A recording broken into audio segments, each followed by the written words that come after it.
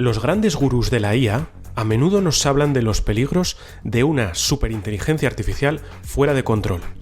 Pero al margen de estos hipotéticos futuros peligros, a día de hoy existen problemas reales provocados por la IA de los que se habla mucho menos. El uso masivo de recursos minerales, gasto energético, trabajos precarios. Hoy en la tertulia hablamos del lado oscuro de la IA. La tertulia de la inteligencia artificial.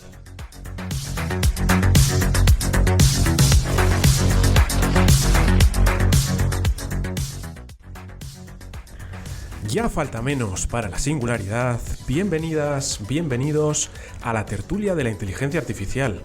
Hoy está conmigo Íñigo Alcoz, bienvenido.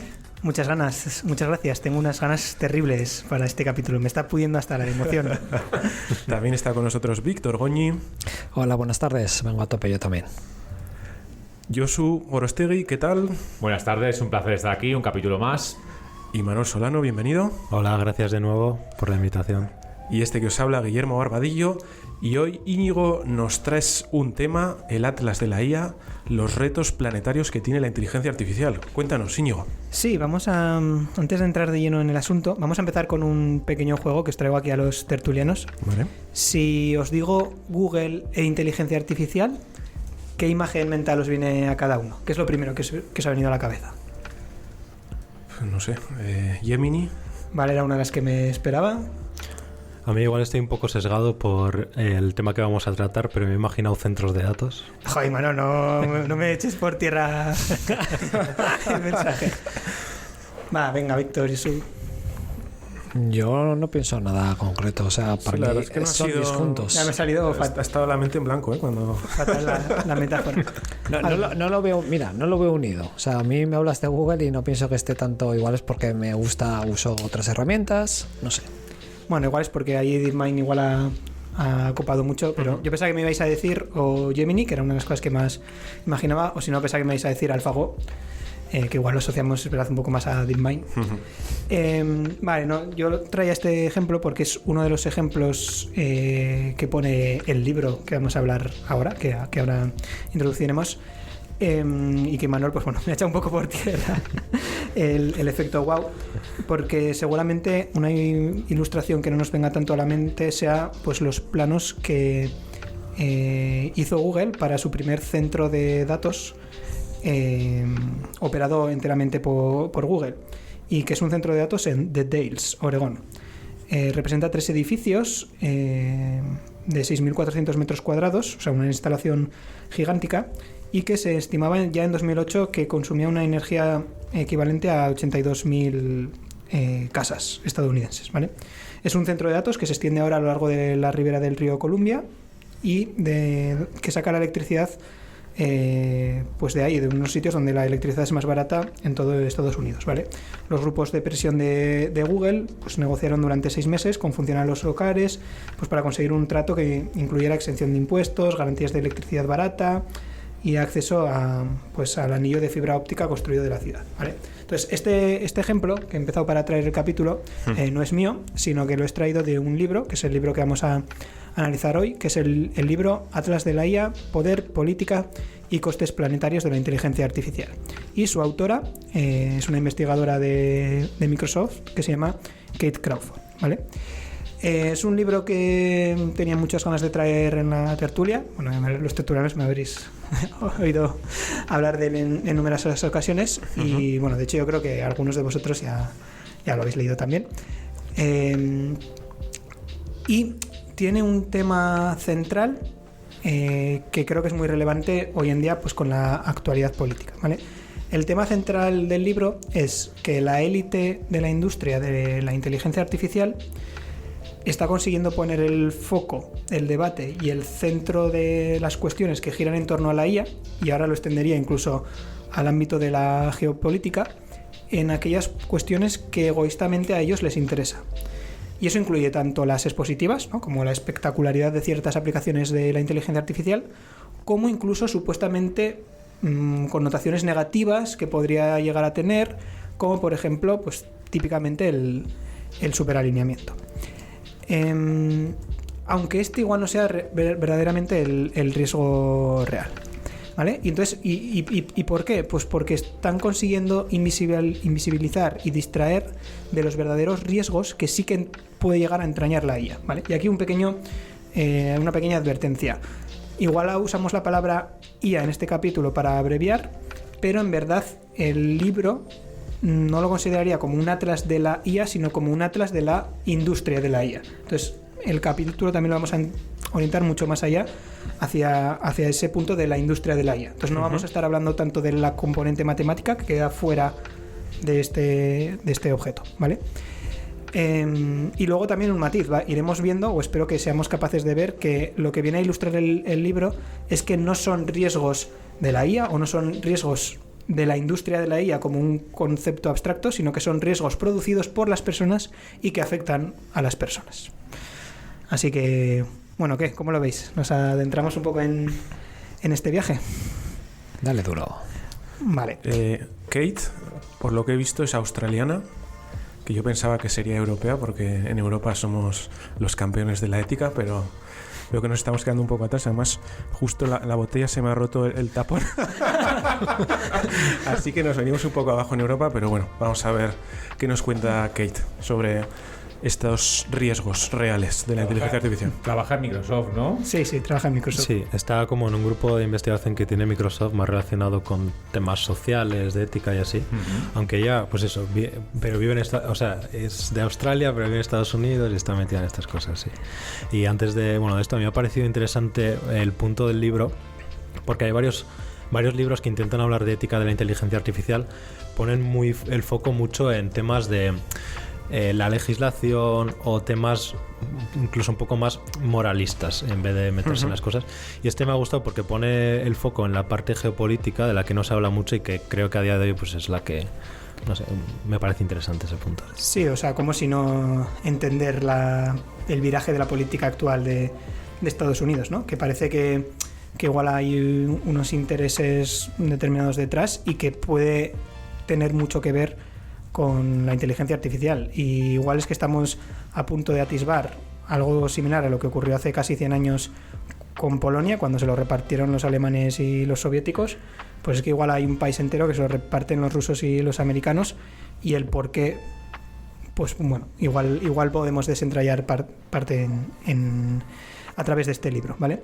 Entonces, el libro consta de 8 capítulos, que son esos retos planetarios que pueden articular la industria de la IA, y que es un poco los que propongo que vayamos repasando en orden, ¿vale? No nos vamos a centrar en todos los detalles del libro, pues porque sería imposible, lo tendríamos que leer en voz alta, pero bueno, sí que yo creo que podemos quedarnos con las ideas subyacentes que expresa, ¿vale? Y también yo creo que a nuestros oyentes pues les va a resultar muy familiar con el capítulo que ya hicimos, o los 2 capítulos que hicimos del informe situacional al final de la temporada pasada, que funcionaron también y que gustaron tanto, así que espero que esté también, ¿vale? Y luego ya finalmente, pues antes de empezar con el primer capítulo, sí que en mi caso va a ser bastante difícil como desligar mis propias opiniones con las que me pone el libro. Entonces, pues igual en algún momento defiendo más lo que está poniendo el libro, o a veces pues me pueden mis propias opiniones, ¿vale? Eso ya advertencia de antemano.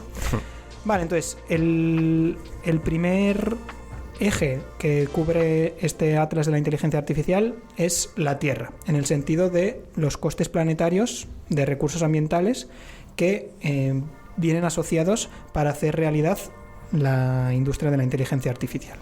Y en concreto ve 3 dimensiones, ¿vale?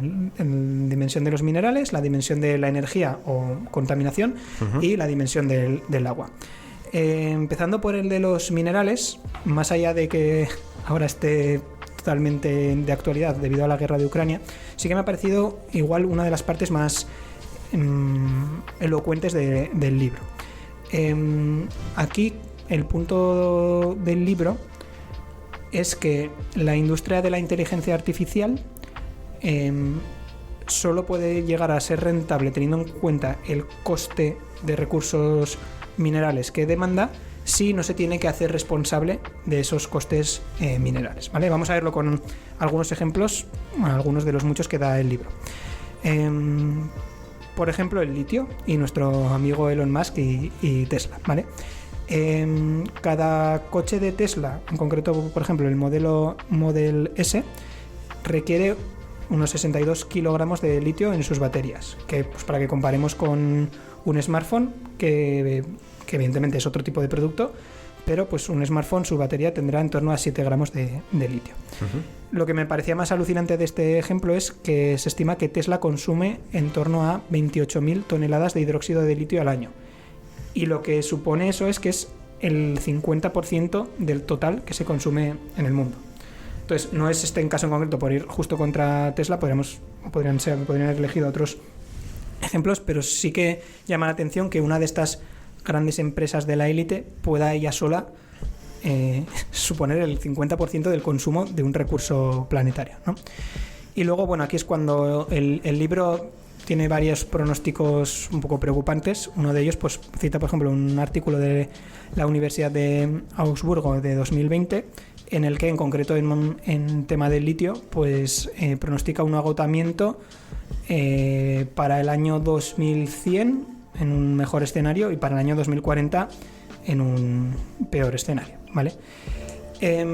Este es uno de los ejemplos pues elegido mediáticamente por ir con Tesla, pero a mí lo que, más allá del ejemplo concreto, me parece interesante la reflexión. Entonces, Kate lo que viene a reflexionar aquí es que esto tampoco es algo que haya sido exclusivo o nuevo de la industria de la inteligencia artificial, que un ejemplo muy claro es el de la minería. Es decir, en todas aquellas industrias que dependan tanto de explotar un recurso ambiental, hay un punto de que te sale rentable si consigues no hacerte directamente responsable de ese impacto medioambiental que estás teniendo, ¿vale? Entonces, ¿cuál es lo típico del ejemplo de ver aquí? Pues que, vale, igual Tesla tiene que pagar por ese litio, pero no está siendo el hogar de la gente que trabaja para Tesla o de los propietarios de Tesla el que está bajo un gran agotamiento de recursos, ¿vale? Entonces, un poco la conclusión de este apartado es que estamos agotando millones de años de la Tierra en materia de recursos naturales por un segundo de conveniencia tecnológica.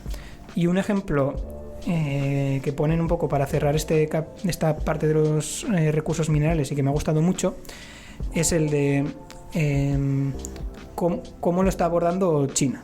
Entonces, China hoy por hoy suministra el 95% de los minerales de tierras raras del mundo, pues que ya sabemos que son claves para el desarrollo tecnológico de vanguardia, ¿no? Estas tierras raras.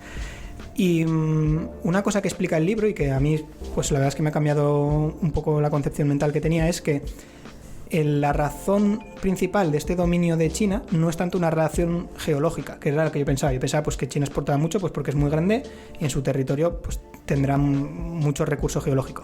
Que sí, que es verdad y es una parte, pero que tiene más que ver ese dominio de la exportación de tierras raras en su disposición como país de asumir en su propio territorio el daño medioambiental de dicha extracción, ¿vale? Y pone un ejemplo concreto de dos tierras raras, el disprosio y el terbio, que son dos tierras raras empleadas en dispositivos de alta tecnología, y en la cual para extraer 2 unidades de estas tierras raras es necesario minar otras 998 de arcilla que se descartan como desecho. Es decir, por cada 2 que sacas es un 2 por 1000, o sea, un 0,2% el valor total que se saca.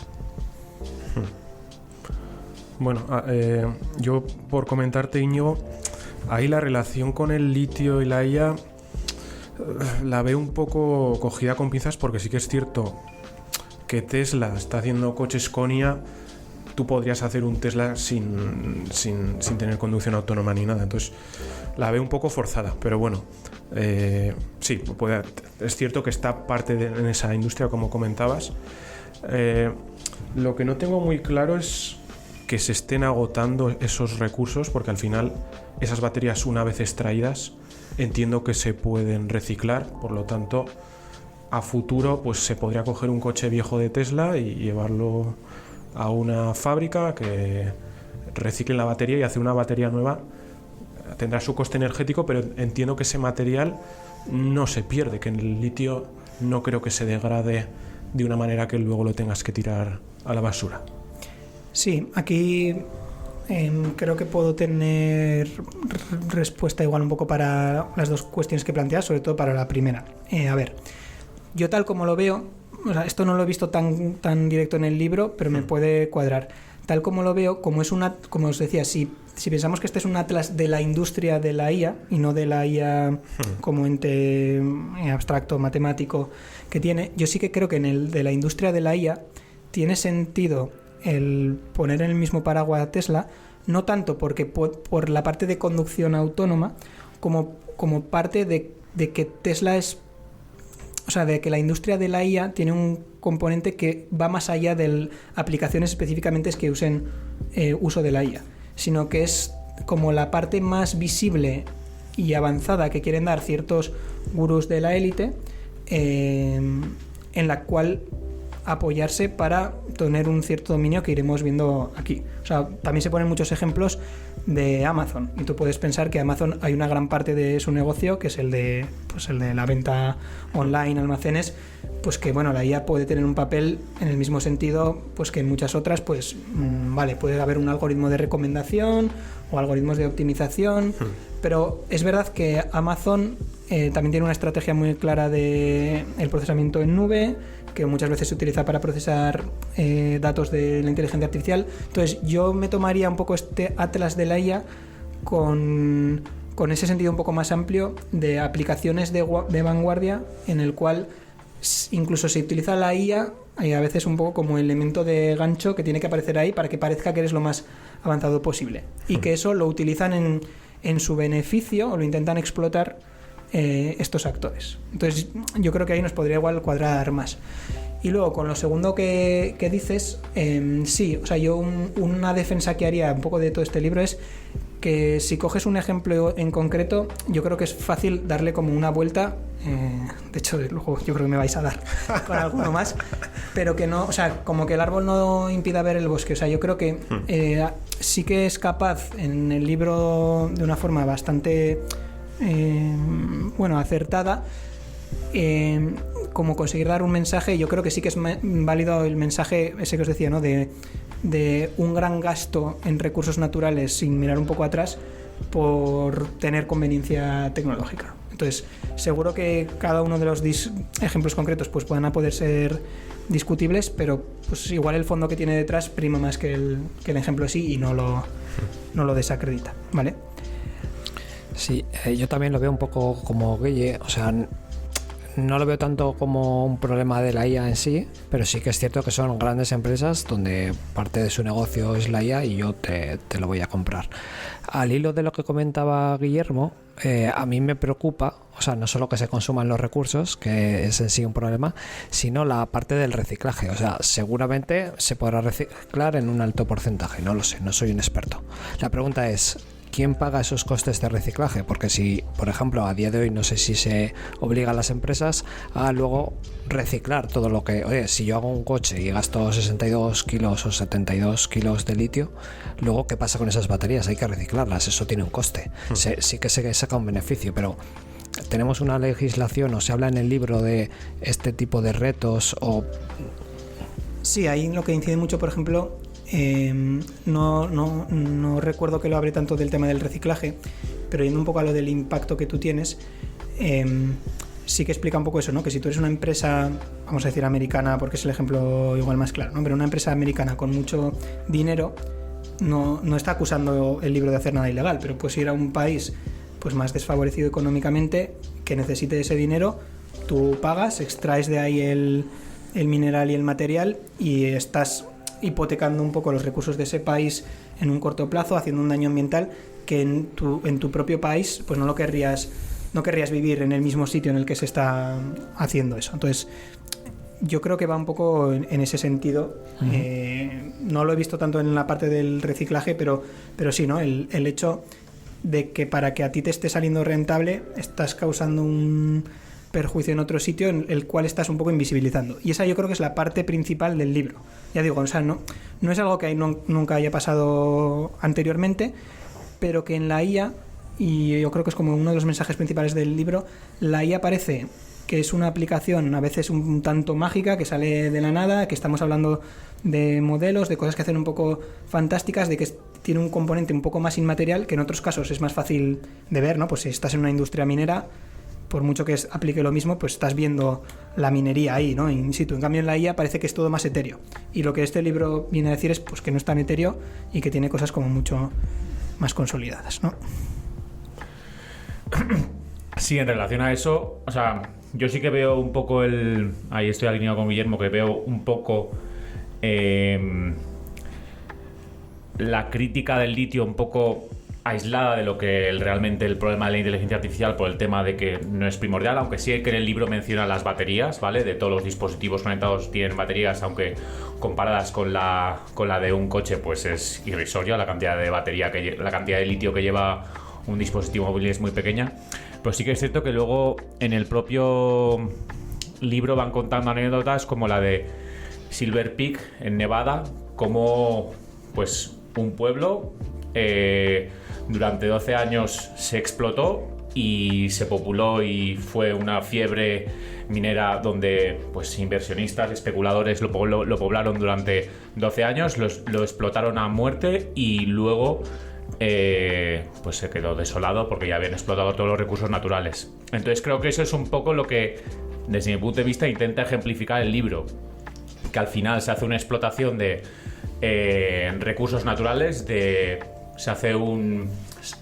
genera una huella ecológica de diferentes recursos, ya sea litio, ya sea silicio, ya sea contaminación per se, por la generación de modelos grandes, y no se tienen en cuenta las consecuencias de esto. Ese es un poco el punto que yo matizo, más allá de cómo los queramos plasmar con palabras.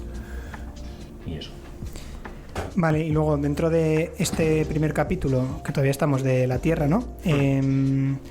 Pues hay otras dos dimensiones que también presenta. Una, el uso de la energía y su reverso de pues, energías contaminantes, ¿no? En el cual ya incluso el consumo actual de modelos generativos es superior a la energía que se pueda obtener por vía renovable. De nuevo, esta acepción tiene muchos matices, ¿no? ¿Por qué tendrías que asumir que sea solo la IA la que asuma la parte renovable, ¿no? Pues de nuevo, es algo común, pero yo incidiría en ese mensaje que yo creo que has dado de forma acertada, Josu, de que lo que va un poco este libro es que estemos hablando en materia de IA sobre estas cuestiones que a veces pasan más desapercibidas, ¿no? Entonces, bueno, algunos ejemplos más, que por poner algunos, ¿no? De los que cita el libro en materia de contaminación, pues que cada interacción de ChatGPT consume 10 veces la energía que se consume en una búsqueda de navegador estándar de Internet. Y a mí este número me parece probablemente pequeño, porque dependiendo del modelo que utilices, es que comparado con Google, que es súper eficiente, está todo indexado, utilizar un modelo de lenguaje grande 10 veces me parece que se quedará corto muchas veces.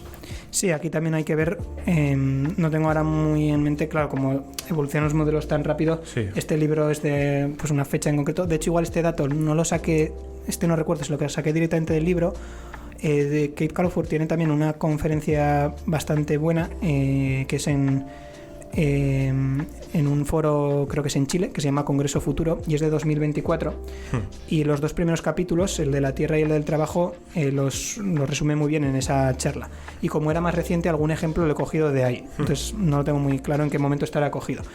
Porque también hay otro ejemplo que da, que es que ChatGPT consume al día lo equivalente a 33.000 hogares estadounidenses. De nuevo, eso depende en qué momento lo hayas cogido y con qué modelo, pues sí. Bueno, más allá de los datos concretos, sí que cita un pronóstico que hizo la revista Nature, en el cual, pues bueno, ya estimaba que la IA o esta industria de la IA iba a suponer una demanda del 20% en 2030. Es decir, 1 de cada 5 recursos energéticos del planeta iban a estar destinados a industria de la IA.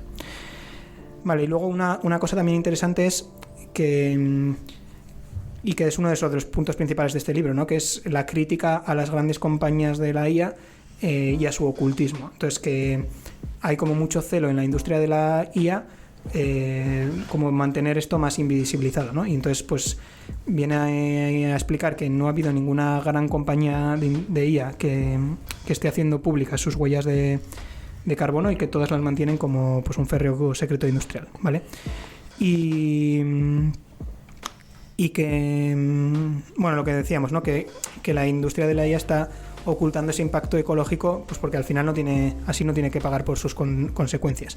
Y cita un informe interno que se filtró de Meta, en el cual ya están alertando, o sea, esta preocupación sí que está internamente en estas compañías, aunque no la visibilicen, ¿no? Y justo en ese informe de Meta, pues llamaban al problema de la energía el elefante en el pasillo. Y luego el otro dimensión, que aquí tampoco por no alargarnos mucho, pues sería el del agua. Alguna vez ya lo hemos contado, ¿no? Pues al final las GPUs necesitan ser refrigeradas y eso tiene un consumo pues importante de agua que tampoco es despreciable. Entonces aquí un dato que daban, que es el que pues pongo encima de la mesa, es que 50 respuestas de ChatGPT pues supone en torno a 1,5 litros de agua. Que bueno, igual tampoco es el dato más espectacular. Ahí seguro buscas cualquier otra aplicación fuera de la IA y que estará gastando mucha más agua, pero pues de nuevo, pues son recursos que son necesarios y que sin ellos no sería posible el hacer factible la IA. Sí, por comentarte, Íñigo, de estos dos puntos, el consumo de energía es innegable. No obstante, yo creo que en defensa de estas empresas sí que han intentado y tenían objetivos de ser completamente renovables y todo eso de la huella de carbono, por lo menos hasta hace unos pocos años, cuando ha empezado un poco esta explosión de consumo de la IA, tenían esos objetivos. Ahora creo que los están quitando o retrasando porque se dan cuenta de que no es viable. Entonces eso lo pondría en su defensa y al final, pues bueno, ese mix de energía, pues en cierta manera pueden influir estas empresas, pero es más una cosa a nivel, entiendo yo, de un país, el definir qué porcentaje de cada energía vas a utilizar, ¿no? Sí, yo aquí quería, bueno, ahora que dices esto, hace poco leí justamente eso, que empresas como Google hace poco han anunciado pues que no sé cómo se llama, la parte esa que ellos tenían más de sostenibilidad, de intentar reducir el consumo y todo esto, pues que a raíz de esto que se ha convertido también un poco en la carrera, sí, pues han decidido quitarla. Y también con esto, entonces, esto es pregunta abierta, quiero preguntaros que hay gente, algunos divulgadores y bueno, gente que habla de estos temas, a mí se me hace también que son a veces un poco utópicos en el sentido de decir, bueno, pero es que pues esto, ¿no? Esto es una carrera, el que llegue primero pues a ver qué pasa, y además si llegamos primero pues con todo este tema de DeepSeek, por ejemplo, yo vi gente que decía, bueno, pues es que apostar por la evolución de este tipo de modelos nos va a hacer en algún momento encontrar formas de hacerlo más sostenible, consumiendo menos agua, menos electricidad, con menos huella y todo esto. Pero aquí la pregunta, y también pues porque algunos estáis más puestos en estos temas, es ¿dónde está el punto de inflexión? Porque si... no sé, la sensación que tengo es como que se pospone en base de, pues en el futuro, cuando esto esté súper mejorado, pues llegará un punto en el que se podrán hacer ecológicamente muy sostenibles, desarrollar GPUs con un coste mínimo, todas estas cosas. Pero la realidad es que pues a día de hoy es donde estamos viendo esto y donde, pues no sé cómo se llama esta asociación, creo que es el IPCC, los que hacen los estudios del cambio climático, pues ya se va viendo como año tras año, pues cuando lo actualizan se equivocan porque estamos yendo a peor. Entonces la pregunta es, ¿dónde está también ese punto? Y que supongo que esto es una de las cosas que se quiere destacar aquí, es también visibilizar esto para no dejar, oye, pues ya llegará, ya haremos esto, ¿no? ¿Dónde creéis que está el punto? Pues yo creo que es un tema económico. En el momento en el que servir un modelo no es rentable, la empresa tiene presión para aligerarlo, pues lo que se ha visto en el año pasado con OpenAI, que aunque no lo han contado, parece que los modelos han ido reduciendo de tamaño para ser más rentables. Yo creo que ese es el incentivo que tienen a día de hoy. No creo que tengan otro más que si ahora esto es rentable, lo dejo tal como está. Si veo que empieza a subir el precio, entonces y estoy perdiendo dinero, priorizo el aligerarlos. Yo creo que el incentivo que tienen a día de hoy me parece que solo es ese. Claro, si solo tenemos ese incentivo, pues las empresas, mientras haya inversores, haya gente ganando dinero, van a estar en la carrera, ¿no? Gastando todo lo que tenga que gastar, cogiendo todos los recursos del planeta que se necesite, y si no tienes una contraparte, que puede ser, no sé si legislación, o puede ser límites de recursos de gasto al año, o sea, si no se topa por otro lado y solo tienes el incentivo económico, pues vas a conseguir, pues a la larga, cargarte el planeta. O sea, creo que tiene que haber un equilibrio. No tengo la solución, pero no puede ser solo el incentivo económico lo que nos mueva. Sí, yo creo que nos salió un poco en los capítulos que hicimos tanto de Grok por un lado y DeepSeek por otro, en el cual si lo que tú ambicionas es llegar el primero, pues tu incentivo es que tu prioridad no es la sostenibilidad, sino que es pues llegar el primero. Entonces, no sé cuánto incentivo a día de hoy tienen, a no ser que sea, pues como en el caso de DeepSeek, pues que estás forzado por los condicionantes que te están poniendo, y tienes que hacer esa labor de optimización. Y luego yo aquí sí que creo que lo que cambia un poco de la industria de la IA con respecto a otras es lo que decías, Guille, de que no son los únicos actores que pueden estar involucrados. O sea, estoy de acuerdo, o sea, el reto planetario es mucho más allá que el de la industria de la IA, pero es verdad que en torno a la IA todas las principales grandes compañías están ahí o quieren estar ahí. Es decir, el conglomerado X de Elon Musk, Google, Amazon, Microsoft, o sea, son empresas en las que igual no únicamente es IA, pero quieren estar en el mundo de la IA, y estamos viendo que son las empresas que de alguna u otra manera están moviendo los hilos del cotarro, y encima es que ahora está siendo más evidente que nunca con Elon Musk en la Casa Blanca. Entonces, bueno, creo que igual un poco estos retos planetarios pues están sí que en la mano por lo menos de élites que son las mismas élites que no en exclusividad, pero que sí que dominan también la industria de la IA. Sí, quería comentarte también, Íñigo, una idea que estaba pensando el fin de semana, no sé si es un poco locura o no, pero era referente al uso del agua. A día de hoy el agua se utiliza para refrigerar, básicamente por evaporación, pues es uno de los métodos más eficientes que tenemos de refrigerar cosas. La cosa es que, primero, no es obligatorio utilizar agua, es el método más fácil y no sé si barato o eficiente que tenemos, pero no sería necesario. Entonces, a futuro, si hubiera escasez de agua, pues hay otras maneras de enfriar, como ya sabemos. Y lo que estaba pensando es si realmente eso es un consumo de agua, ¿vale? Y la reflexión es la siguiente. Al final, el ciclo del agua, pues ya lo conocemos todos. Llueve, cae en la tierra, va a los ríos, se va al mar, se evapora y luego vuelve a llover. Entonces, lo que yo me pregunto es si ese agua que estamos evaporando cuando hablamos con ChatGPT no es una manera de acelerar el ciclo del agua y que luego va a llover más. Pero he estado buscando y no he encontrado nada concluyente. Me imagino que porque al final el agua que estamos evaporando artificialmente es una fracción muy muy pequeñita comparada con la que se evapora naturalmente, y no se llegaban a medir efectos. Pero diría que quizás podría suceder algo de ese estilo. Sí, yo aquí creo que el problema no es tanto el ciclo de agua, o sea, que utilicemos el agua, que se evapore o no, porque al final entra en el ciclo, está en la nube, pesa mucho, se condensa, cae. No veo ahí el problema. El problema es que cuando tú utilizas agua, normalmente se contamina. O sea, tú no puedes tirar por el desagüe agua con aceite. Entonces, el mayor problema que tienen las industrias en general, hasta donde yo sé, es que si tú utilizas agua, se contamina con un montón de cosas tóxicos, y como es muy barato y es muy fácil, normalmente lo tiras al río y ya está. Y necesitas depuradoras para limpiar ese agua, que pueda volver a la naturaleza haciéndole los tratamientos adecuados. O sea, no es tanto el consumo agua y ya no puedo utilizar agua, sino, oye, tengo agua con cosas y no lo puedo tirar en cualquier lado. Pero en este caso sí que sería simplemente evaporar el agua. Si ese agua estuviera sucia, una vez la evaporas es vapor de agua, ya no está sucio. O sea, yo aquí, Guille, sin tener mucha idea, o más bien poca, lo que entiendo es que el agua es un recurso que no siempre es tan directo el tenerlo, que depende que lo puedas extraer de algún sitio, véase desde un pozo a típicamente pues un manantial o un pantano.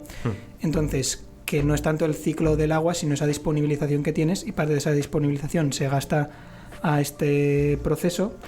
En el propio transporte inherente creo que es uno de los casos donde más se pierde, o sea, es muy ineficiente transportar agua, entonces se pierde mucho por tuberías. Entonces, aunque en el ciclo del agua supongo que será verdad como no lo planteas, o bueno, no me suena tan raro.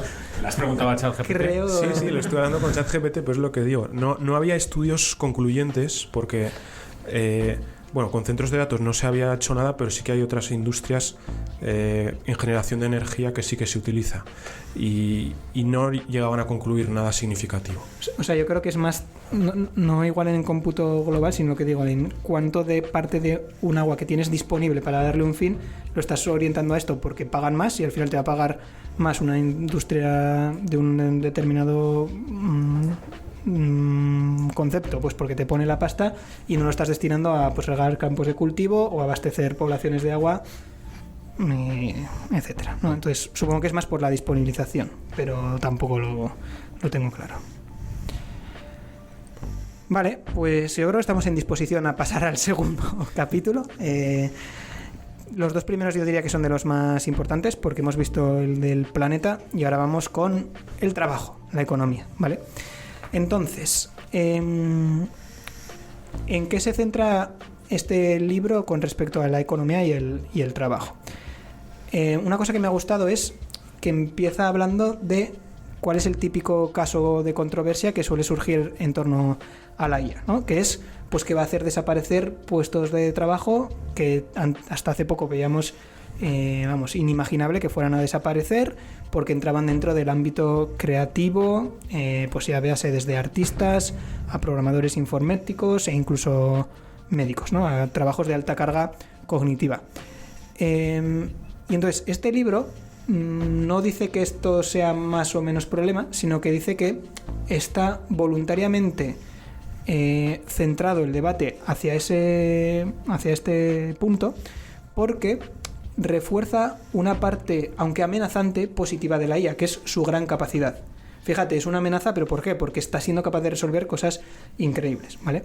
Y entonces, el punto del capítulo del libro pasa a otro plano que dice, vale, la IA es increíble, pero que sí, estamos viendo aplicaciones fantásticas, pero ¿realmente es tan ajena a una intervención directa humana? Y lo que este libro defiende es que no, que hay mucha intervención humana en la inteligencia artificial y que encima mucha de esa intervención humana es precaria, ¿vale? Que la IA es una industria que necesita muchos trabajadores y que en muchos casos están precarizados, ¿vale? Y el mejor ejemplo que pone es el de el crowdsourcing, pues bueno, que supongo que todos conoceréis, en el cual se permite subcontratación de bastante gente, si te hace falta, para tareas pues más mecánicas necesarias para típicos problemas de inteligencia artificial, pues de anotación de datos, recopilación de datos, etcétera, ¿vale? Entonces, pues por poner algún ejemplo, ahora que estábamos hablando bastante de los nuevos modelos de lenguaje y la importancia del aprendizaje por refuerzo con feedback humano, pues OpenAI en concreto, esa parte la subcontrata a trabajadores en Kenia con un salario inferior a los $2 la hora y que el trabajo consiste en una revisión de contenidos y en concreto muchos de esos contenidos pues pueden llegar incluso a ser pues altamente ofensivos, pues porque al final como estás chutando toda la información que hay en Internet, pues Internet puede tener barbaridades, ¿vale? Más ejemplos que, por ejemplo, nos han salido ya en la tertulia. Si recordáis en la temporada pasada, cuando hicimos la serie del coche autónomo, veíamos que algunas de las empresas tenían como ese asistente humano en remoto y que decíamos que algunas hacían un poco trampas, que en verdad había poca IA ahí. A ver, las más grandes estilo Tesla, Waymo y demás, pues bueno, parecía que igual sí que, o sea, bueno, es igual, ¿no? Que sí que estaban apostando más por una conducción autónoma, pero que en otros casos pues era todo cartón. Ponían un coche en teoría autónomo y que estaba siendo pues manejado de forma humana, pero telemática, por trabajadores pagados a muy poco salario, pues en países del sur global, ¿vale? Y luego una cosa que me ha gustado bastante es pone el mayor ejemplo de crowdsourcing, que es la plataforma de Amazon que se llama Mechanical Turk, que al final pues es según la propia página oficial de Amazon, pues es un marketplace, ¿no? Un mercado online, el cual pues permite poner en contacto pues a empresas que tengan necesidades con trabajadores que hacen ese trabajo subcontratado. Y lo que me ha gustado mucho es porque en el libro cuenta que esto es que directamente y a la cara el nombre está inspirado en un engaño que era el turco mecánico. Y a mí que me gusta el ajedrez, pues esto fue un ingenio, en teoría autónomo, que se había inventado un húngaro, Wolfgang von Kempelen, que en el momento un poco clásico maravilló a Europa, pareciendo que jugaba autónomamente de forma fantástica, y la realidad es que posteriormente se supo que no era un ingenio mecánico, sino que tenía un jugador de ajedrez muy bueno de la época metido dentro y que simulaba estar jugando. ¿Y cuál es un poco la metáfora de este turco mecánico? Que el ser humano sí que tiene cierta tendencia a la fascinación a que los automatismos resuelvan cosas que si las hiciera un humano pues se darían un poco por hechas, ¿vale?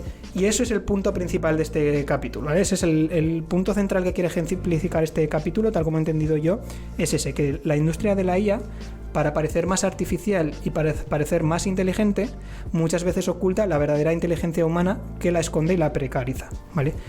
Y que al igual que lo que veíamos en los recursos ambientales del capítulo anterior, pues está oculta esa precarización, ¿vale? Y luego ya a título final este capítulo pues termina con una frase un poco, pues bueno, eslogan, pero que igual ilustra bien esa idea detrás, que es que en muchos casos, más que tener robots que reemplazan a humanos, a lo que se tiene es a humanos en condiciones que solo se las exigirías a un robot.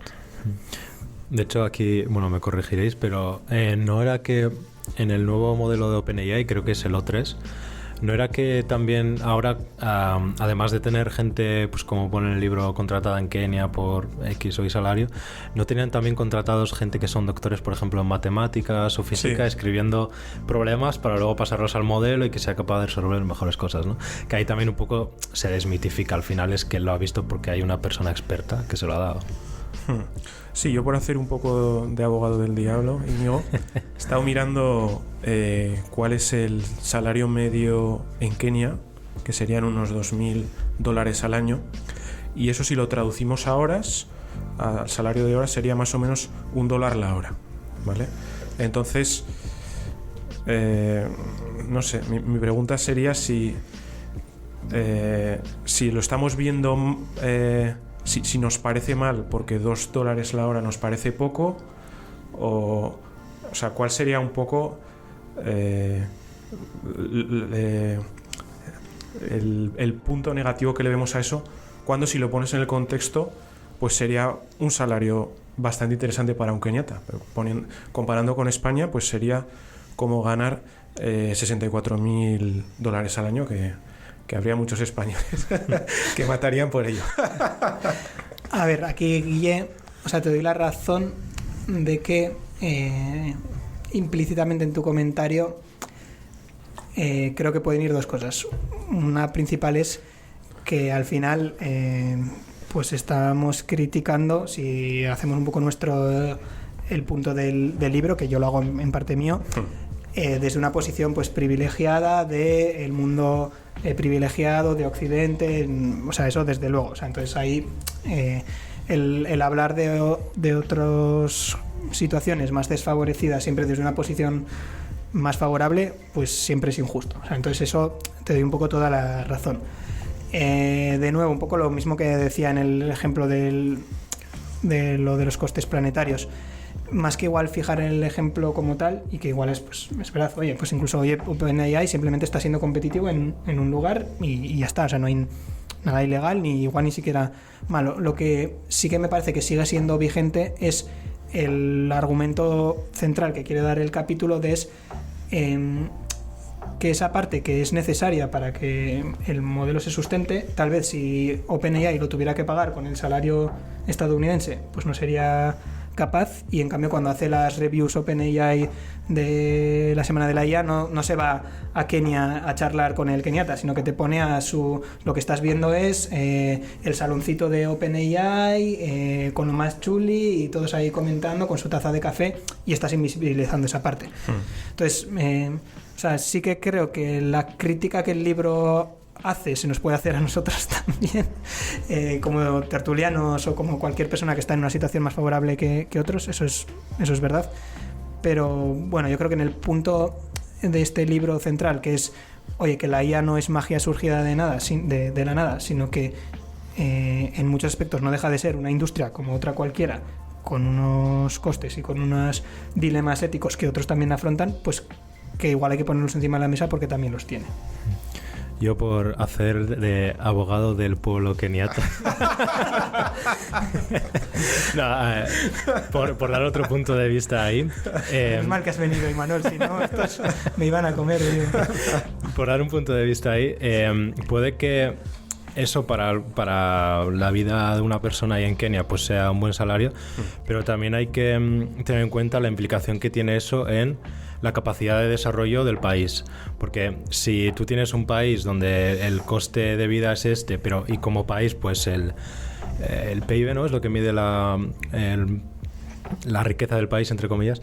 Bueno, si la riqueza que puedes producir el país está limitada, pues porque de una empresa extranjera pues están poniendo un poco, ¿no? Está un poco esa parte de que siguen favoreciendo el cobrar estos salarios, que luego cuando lo miras desde una perspectiva global, Kenia como país en el mundo, si tiene cómo va a hacer crecer su PIB para poder competir o colaborar con otros países cuando se le está poniendo un poco esta barrera, cuando vienen de este tipo de cuando pones un salario pues que son $2 la hora. O sea, lo que me refiero es pues para el coste de vida y para todo, pues para una persona ahí está bien, pero también desde una perspectiva más global, ¿qué posibilidades ofreces al país de desarrollo para desarrollarse? Eso creo que también puede ser un poco uno de los puntos ahí. Yo creo que es más, lo veo más bien al contrario. O sea, el ejemplo creo que se podría aplicar también a España. Imagínate que tú pudieras trabajar desde España para una empresa de Estados Unidos, que en Estados Unidos pues igual cobran, no sé, 5 veces más que en España. Entonces, tener esa oportunidad realmente elevaría el PIB del país. Ya. O sea, en este caso lo podrías duplicar. Si todos los keniatas se dedicaran únicamente a hacer trabajos para OpenAI, el PIB se duplicaría. O sea que es completamente inviable, pero le daría una opción de mejorar. Sí que es cierto que una vez has hecho eso, te quedas ahí y no puedes subir. Tendrías que buscar otra actividad, pero ahora mismo yo lo veo como una ayuda. Bueno, yo le voy a añadir un punto adicional. O sea, yo entiendo que estemos hablando todo el rato de... O sea, yo estoy de acuerdo con que se habla de que la IA lo hace todo sola y se oculta un poco el trabajo que hay subyacente, pero para mí una conversación que también es relevante es qué trabajo se está haciendo. Es decir, gracias a la IA el trabajo que va a quedar para los humanos tiene el mismo valor, porque el etiquetado de estos datos o... Nosotros que trabajamos en la programación, si al final nuestro trabajo resulta menos atractivo, ¿qué valor tiene esa innovación que hemos construido con la IA? Solamente apoya a optimizar y a que pues seamos más... Pues que la empresa pertinente sea más eficiente, pero no nos beneficia a nosotros, ya que nuestro trabajo es más precario y menos digno. Entonces, yo creo que ahí está un poco el punto, que igual no lo trata directamente el libro, pero a mí es algo que, pues en charlas que he estado escuchando me parece súper interesante, es por mucho que tu foco siempre sea abaratar costes, las consecuencias de ese abaratamiento de costes no pueden ser... O sea, se tienen que abrir a debate, porque si el trabajo que te queda a ti es una mierda, pues igual el destino de la humanidad no está tan como decía Íñigo alguna vez, me bajo del barco. A ver, yo creo que aquí ya salirnos un poco del libro, porque el libro no trata ese tema, pero sí que una cosa que creo que pasa ahora respecto a otras revoluciones industriales es que los actores que están creando la tecnología que propicia esa revolución industrial no son los mismos que lo van a sufrir. O sea, pensad la típica revolución industrial agrícola, ¿no? Lo que se iba a sustituir era la fuerza bruta en el campo de los agricultores, y la gente que iba a ver su puesto de trabajo amenazado o menos atractivo era el agricultor, mientras quien lo estaba haciendo propicio pues era el ingeniero, que él lo estaba pasando gozosamente ahí con sus motores y su ingeniería mecánica y estas cosas. ¿Qué pasa ahora? Que la propia gente que está trabajando por la revolución científica son programadores, que igual son los mismos que sufren las consecuencias de lo que han programado. Entonces yo creo que ahí hay un cambio en esa revolución industrial que estamos ahora inmersos, que puede cambiar. Pero bueno, es un buen tono. Igual tenemos que hacer una tertulia para esto, y eso sí. Ahí pondría un poco en duda que vayan a ser perjudicados, al menos directos, porque al final, si tú eres un artista o eres un programador, la IA no te va a quitar el trabajo. Se necesita gente capacitada que pueda ayudarse de esas herramientas, y además la IA necesita alimentarse con conocimiento de programadores que sepan hacer las cosas bien, escribir problemas, artistas que dibujan bien, hagan cosas. Entonces eso te puede dar un valor, o sea, se puede ver de las dos formas. Y un poco al hilo de lo que comentaba Guillermo, de oye, estoy subiendo el PIB o no de un país, creo que hay que tener en cuenta de que hay un equilibrio de poder. Es decir, va a beneficiar al país siempre que los salarios sean por encima y me convenga trabajar, y el trabajo no sea muy tedioso y me quiera pegar un tiro en el pie, como comentaba Josu, no con esas palabras. Pero también, si tú tienes a un montón de gente que por menos lo va a hacer y abarata los costes, un poco como comentaba Josu, pues no va a generar riqueza en el país. O sea, tú puedes coger a otro que te lo haga más barato y jugar un poco con ese equilibrio de poder, ¿no?, que tenemos en el planeta. Vale, pues pasamos al siguiente capítulo. El capítulo tercero es el de los datos. Yo este era el capítulo que antes de leerme el libro más imaginaba, ¿no? Cuando te empiezan a hablar de pues industria de inteligencia artificial, problemas éticos y demás, es como el más típico que todos imaginamos. Entonces es un capítulo que no pensaba ahondar mucho, porque espero que Imanol algún día nos traiga un capítulo más específico sobre este tema, que es el tema de los datos en la inteligencia artificial y los sesgos que puedan tener. Entonces, bueno, como sé que Imanol cumplirá su promesa y tendremos un capítulo fantástico sobre ello, no pensaba ahondar mucho.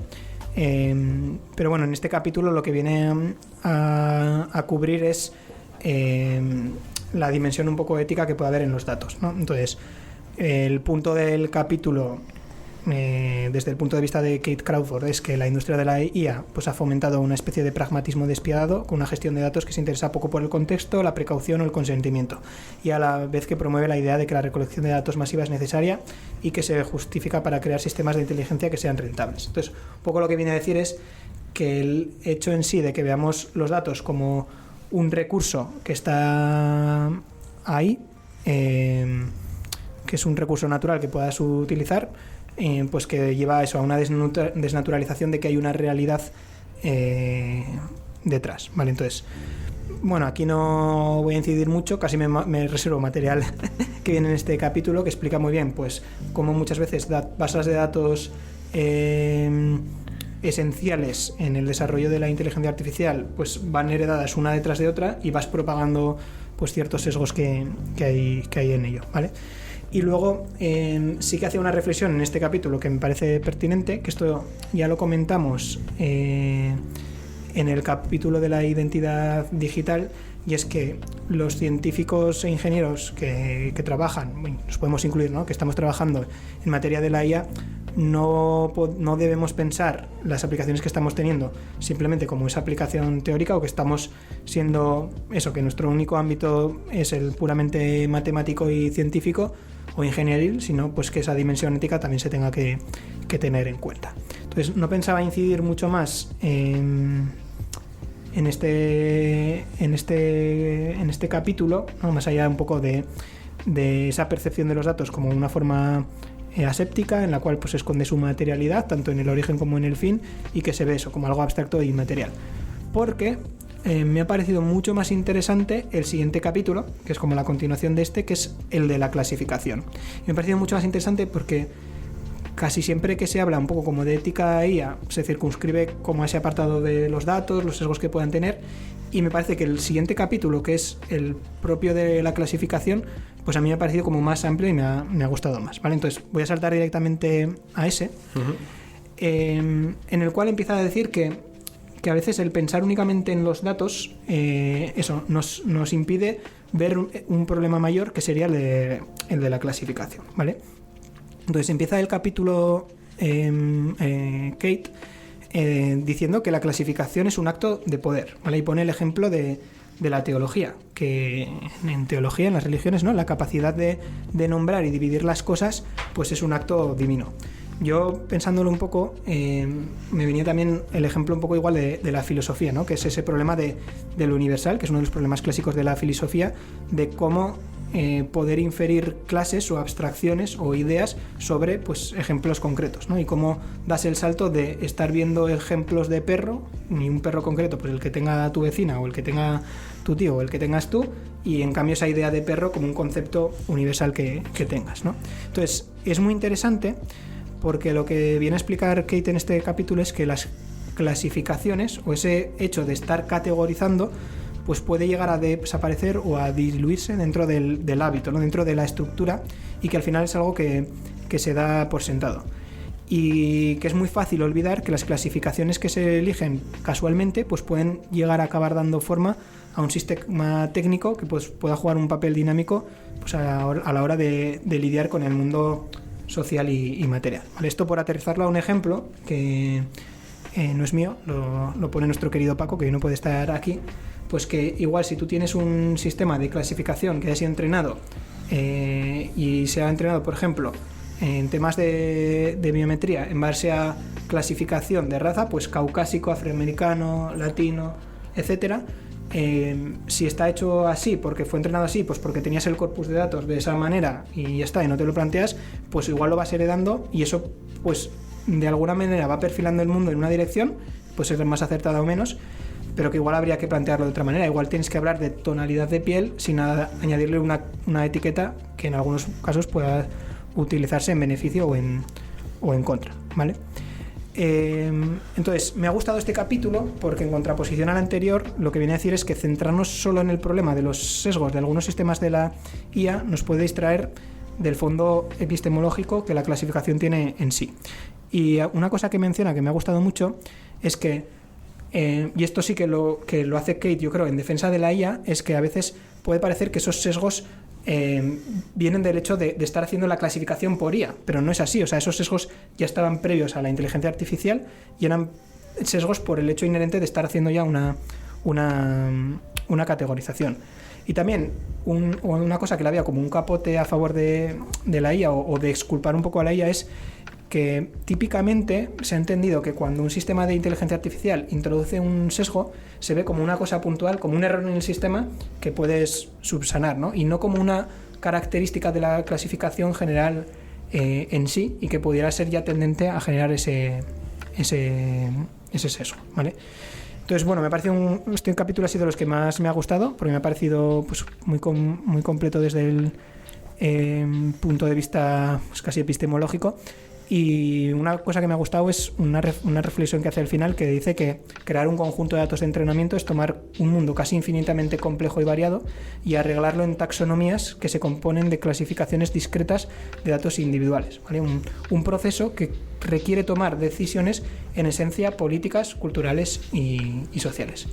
Y esto lo ilustran muy bien con el ejemplo de ImageNet y el corpus de clasificación que va heredando de datasets anteriores, pero que bueno, igual me lo reservo para ese capítulo fantástico que haremos con Imanol para la serie de sesgos. No te he querido parar, me ha parecido muy interesante el pasar de los datos a la clasificación y cómo eso puede ser un rasgo, ¿no? De, oye, si clasificas así, pues va a tener estos sesgos. Me parece interesante. Pero has pasado de puntillas por la parte de los datos que me parece también interesantes. A mí, no sé.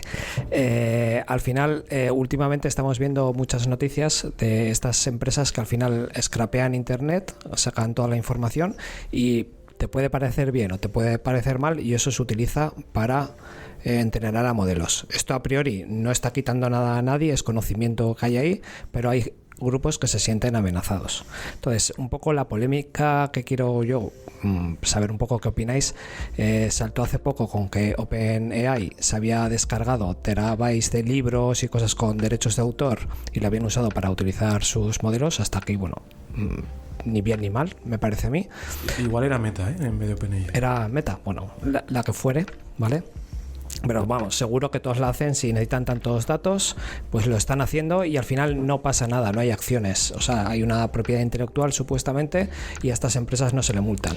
Y luego hubo hace tiempo un caso, creo que fue sonado, de un ingeniero, un programador que se llamaba Aaron Swartz, que al final hizo lo mismo, cogió un montón de publicaciones, cosas así científicas, las publicó y a él pues le cayeron 50 años de prisión, cargos federales en Estados Unidos, y terminó suicidándose. Entonces ahí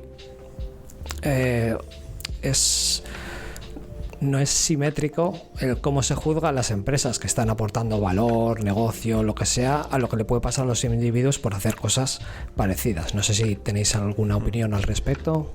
Yo creo que es un asunto que está todavía sin resolver, pero lo que hemos hablado en la tertulia es que el copyright lo que protege es la copia. Es decir, tú no puedes coger un libro que ha hecho Íñigo, lo copias y lo publicas por internet o lo vendes. Eso no se puede hacer. Y más o menos es lo que has comentado que ha hecho ese chico, que ha cogido unos artículos que entiendo que eran, pues no sé si de pago, de revistas o alguien que los tenía y los publicó libremente. Entonces, eso es distinto, bajo mi punto de vista, que coger ese material y utilizarlo para entrenar un modelo, que es, entre comillas, lo que haría una persona cuando lo lee y aprende de un libro. Entonces, está todavía sin resolver y hay juicios por ahí. Si van saliendo, los trataremos, pero es un tema que a día de hoy no se sabe en qué lado va a caer. Probablemente, yo creo, en el lado de las empresas de la IA, más que en el lado de periódicos o publicadores, pero a día de hoy está todavía sin resolver. Yo estoy completamente de acuerdo con lo que hemos comentado de este capítulo, pero sí que es cierto que pensando en soluciones, o sea, hay un sesgo de datos, puede haber sesgos algorítmicos, pero la solución de esto siempre va a estar en la propia inteligencia artificial. Es decir, se pueden añadir soluciones en ambos lados para que los sistemas sean más justos. Y luego, muchísimas veces, cuando salen noticias de estos problemas que puede haber, no se tiene en cuenta que los humanos también somos tremendamente parciales. Es decir, claro, eso se estima que una IA tiene que ser perfecta y no tener ningún sesgo y debe tener error cero en condiciones complejas, yo qué sé, pues imágenes de baja calidad o una decisión judicial que es compleja y puede que no pueda binarizarse.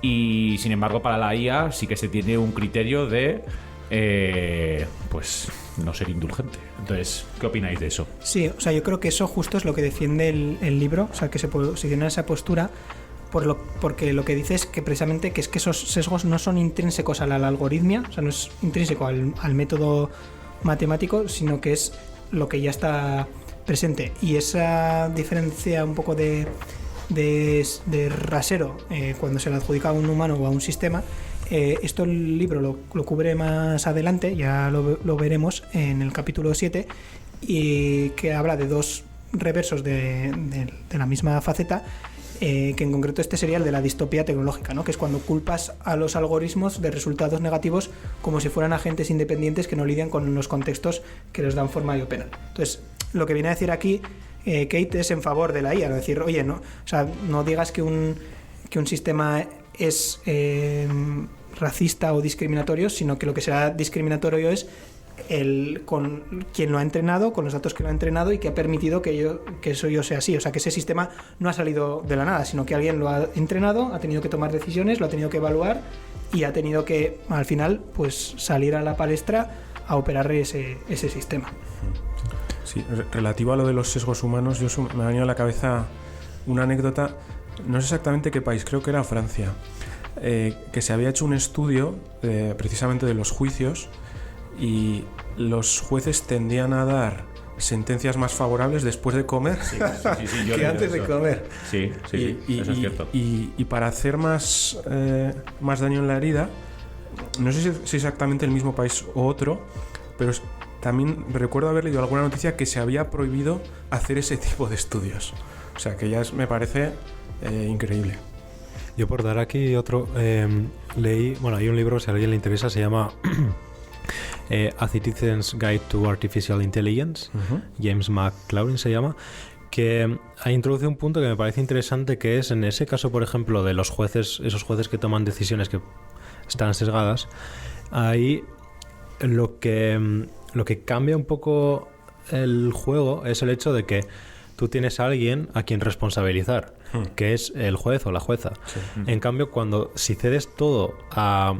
que ahí pues también está un poco cuánto cedes, cuánto no cedes, pero si tú cedes la decisión a un sistema basado en inteligencia artificial automatizado, sobre quién cae la responsabilidad, sobre el que ha decidido utilizarla, sobre el desarrollador o los desarrolladores que lo han hecho, sobre quién cae la responsabilidad. Entonces ahí también juega un poco el rol ese del tema de la responsabilidad, que sobre todo en estos casos que pueden ser más sensibles en juicios y así, pues nada es perfecto, pero tienes a alguien a quien achacar eso, que eso es lo que no sé cómo pueden troncar con todo esto.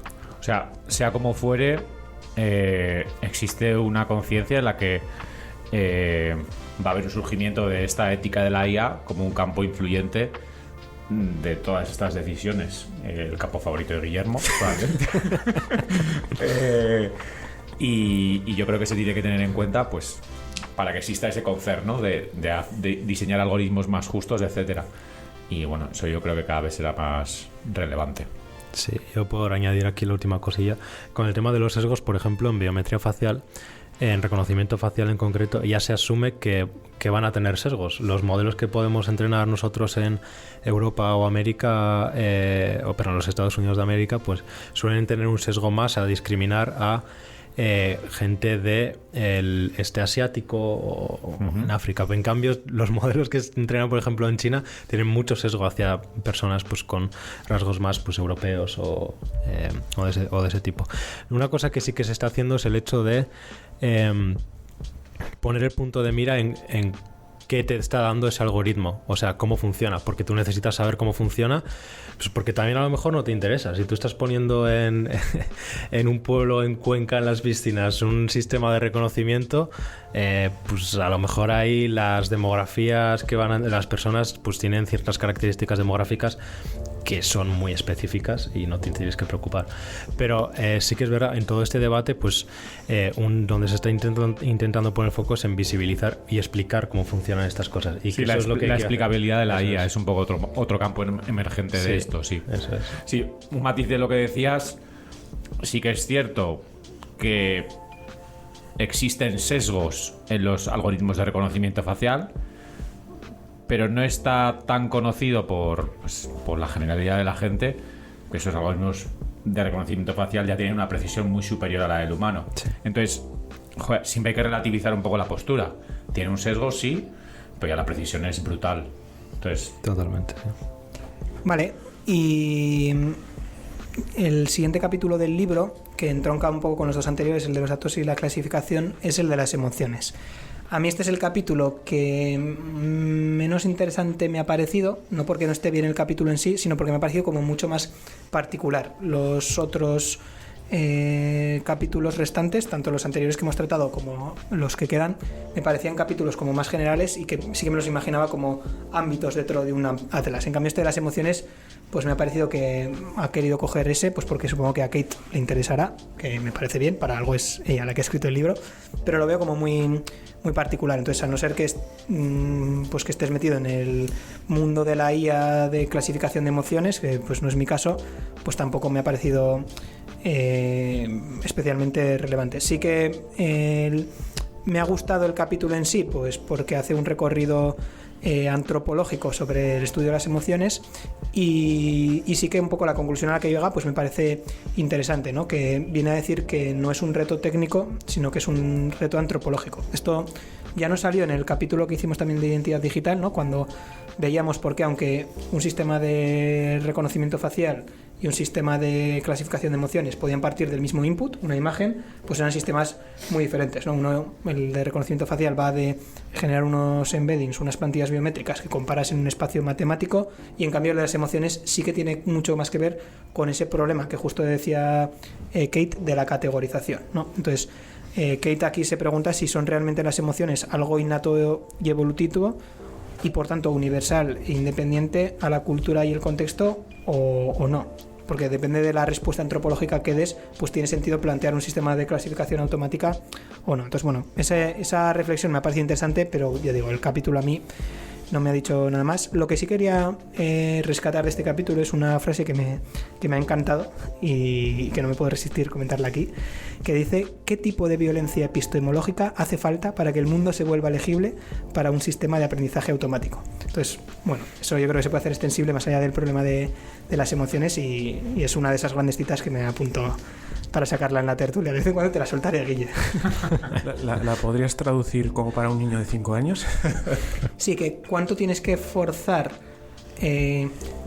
entendimientos que igual en un humano puede captar con mucha diversidad y con mucha riqueza y con mucha complejidad, y como lo tienes que dar discretizado y mascado a un sistema que tiene que aprender, pues haces simplificaciones que a veces en esas simplificaciones pues te estás perdiendo parte de la riqueza de la vida.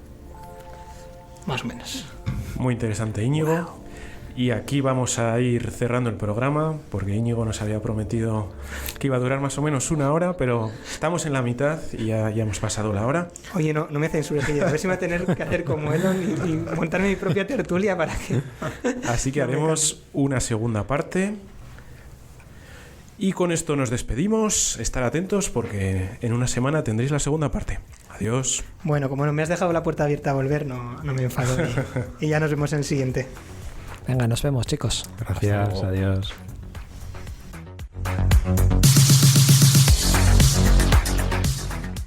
La tertulia de la inteligencia artificial.